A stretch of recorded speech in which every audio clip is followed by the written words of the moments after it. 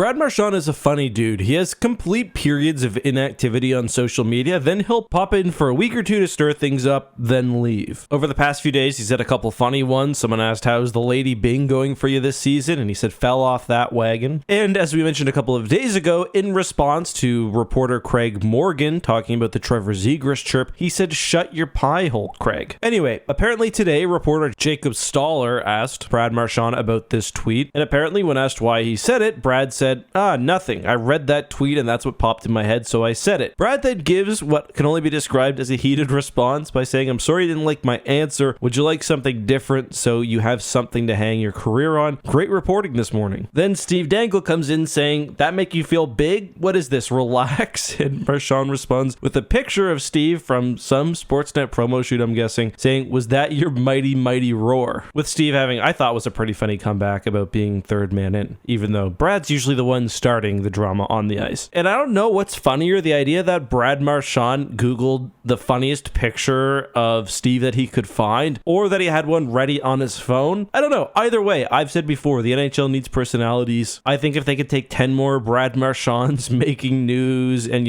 either as heels or good guys for their teams, people would take that. People latch onto that in the NHL. I mean, that's what some of you may not remember Biz was kind of famous for when he was still in the NHL. The bow on this story is the fact that Boston gave Toronto a bit of a shit kicking tonight. Well, sort of. The play was actually pretty close and Toronto was in it for most of the game, but in the third, Boston put down 3 goals on about 5 or 6 shots. The Leafs kept themselves in the game. The Bruins scored first. Mitch Marner answered, but the real dagger was in the third. Calle Järnkrok would score to take the Leafs to within 3-2. Then less than a minute later, the Bruins would score a beautiful goal on a 4-on-4, which saw Zacha just absolutely laser one. The Bees would put together another beautiful passing play to really put the game away 5-2 with about 7.5 minutes left. And the Bruins ended their 3-game losing streak in what could be a preview of a matchup we see in this year's playoffs. If we see this year's Boston Bruins play against this year's Toronto Maple Leafs, it is going to be a very exciting playoff series. Right now, the Bruins are basically like the bullies of the NHL. Not only do you have Brad Marchand doing Marchand things,